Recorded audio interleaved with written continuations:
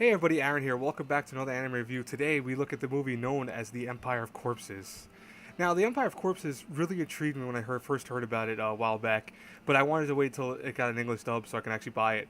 It's the concept that really kind of sparked the interest in me because, as most of you know by now, I am a huge fan of fiction. I love anything from classical books to current literature and anything in between.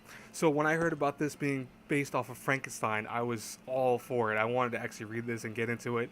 And, me and my dad actually ended up watching the movie. And I'll tell you guys right now, it's actually not bad. It's not bad. It has some flaws. It's not perfect. I'll tell you that by any means. But let's talk about what this actually is. So, first off, The Empire of Corpses was actually made by Project Ito, or To Ejo, his actual name was. He was an author who died many years ago, I think 2009, who he died of cancer and had written several novels, and they actually are planning to actually release a lot of those novels in anime form, which is really cool. I think that's a nice living legacy to the guy. And one of them was, of course, The Empire of Corpses. Now, the concept is very simple enough. It's the concept where we're talking about Frankenstein actually being essentially in 18th century England as a real person, not a fictional character. He actually had created an ability to reincarnate dead people. And of course, he did that with, the monster, or in this movie, it's actually called The One.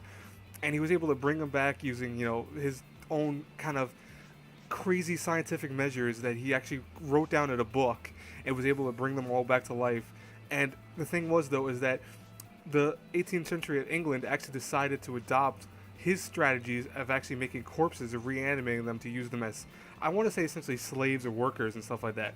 But after he saw many things happening with his kind of creation, he decided, I'm not doing this anymore, and he hid the book away from everyone's eyes.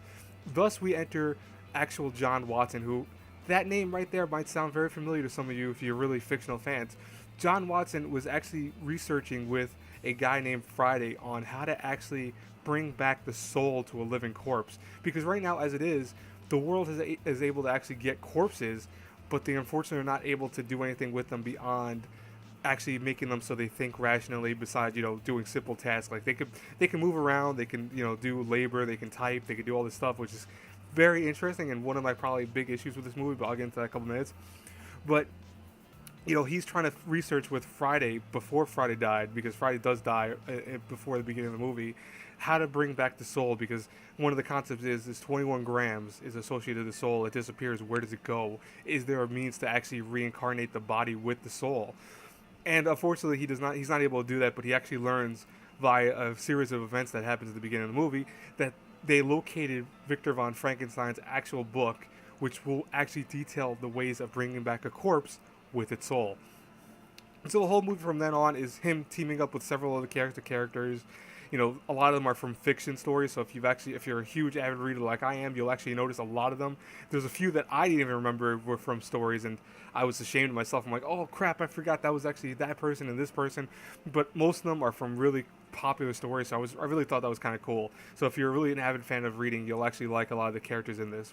Now, one of the things Empire Corpses does very well is the story. I love the story of it. I love how they kind of mix these different genres. Like, you have both a kind of steampunk design, but also at the same time a kind of thriller type movie. I mean, this is categorized as thriller, so it's kind of cool to see that.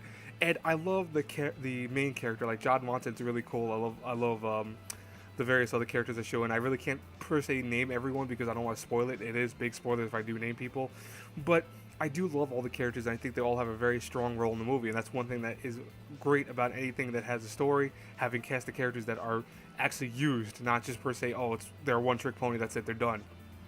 Now, animation-wise, the movie is very, very strong. I think there is several scenes that were really ugly looking animation-wise.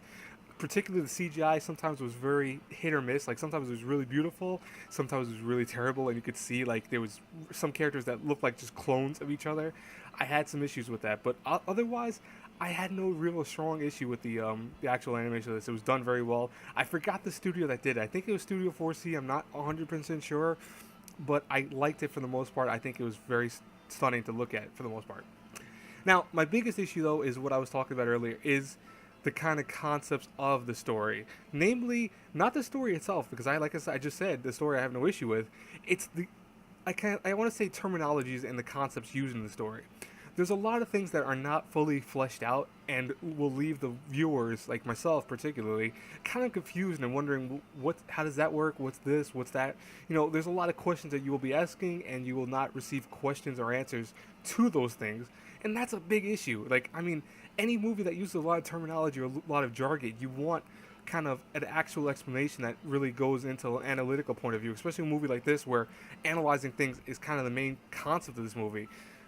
To have, these open-ended questions never get resolved is a big issue with me, and I'll say right now, it took a big chunk of the score away from it, because by the end of the movie, I still wish there was a lot of things explained fully, and not just, because it's just the way it is kind of concepts, which I don't like any story that does that.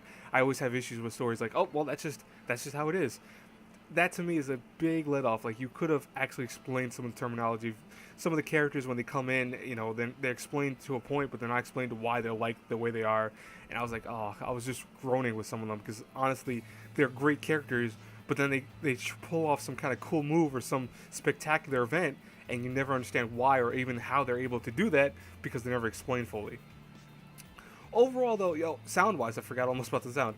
The soundtrack's actually pretty good. I love the background music. I love the voice acting. I did not watch this in Japanese. I watched this in English, so I don't know how the Japanese actual sub sounds. But for the most part, I love the English dub. I think it's one of those movies that you probably prefer to watch in English dub, because you're going through many areas of the world. Like, you go from Europe to Japan to United States.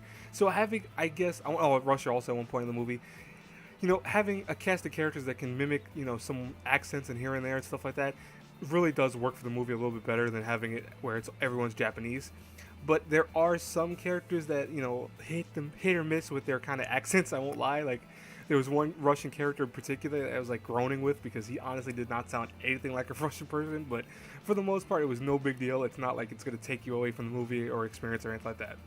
Overall, I enjoyed Empire of Corpses. I actually think this was a good story. I think it was very intriguing. If you're a huge avid fan of Frankenstein, you'll love this. Actually, if you're an avid fan of a lot of classic literature, you'll love this. If you are one of those people that you might not, it's going to be more mixed up if you like sci-fi thriller type things, because it really does use it a lot. But overall, if I had to score this A through F, I have to give it a solid B. There was some issues here and there with the story, per se, the characterization and the concepts and terminologies. Not the story itself. The plot was okay. There was nothing wrong with that, per se. But, the cast of characters is strong. The voice acting, the OST is very good. And animation is hit or miss sometimes. Like I said before, the CGI is iffy here and there. But overall, great movie. I think it's worth the 2 hours of sitting, because, it's like an hour and 20 minutes. Oh, excuse me. It's 2 hours and 6 minutes. Minus the credits, like 2 hours, but still, definitely, if you watch this movie, definitely remain after the credits. There's actually scenes after the credits that go in more detail of what happened with the story, so you definitely want to check that out. Anyways, guys and girls, that's it for my review. I hope you guys enjoyed it. As always, hit that like button, hit the subscribe button. It helps me out a lot. I will talk to y'all later. Until our paths cross again next review, have a good night. Bye-bye.